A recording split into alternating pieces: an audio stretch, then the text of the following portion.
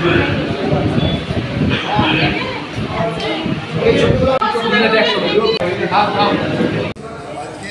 জ্যৈষ্ঠ এবং 126তম কাজী নজরুল সাহেবের তার জন্মজয়ন্তী উপলক্ষে ভবনগোলা 2 নম্বর ব্লকে ব্লক সভাপতির নির্দেশে শিক্ষক তথা কয়েক বছর ধরে তিনি পরিচালিত করছেন।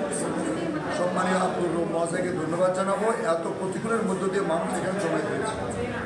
মাননীয় মুখ্যমন্ত্রী মমতা বন্দ্যোপাধ্যায় শুধু আমাদের ভোটের ক্ষেত্রে নয়, সমস্ত যতগুলা আমাদের স্বামী বিবেকানন্দ, নেতাজি সুভাষচন্দ্র বোস এবং আমাদের রবীন্দ্রনাথ এবং আমাদের নজরুল সবারই যখন তার জন্মজয়ন্তী করে সেগুলোকে আমরা পালন করে থাকি।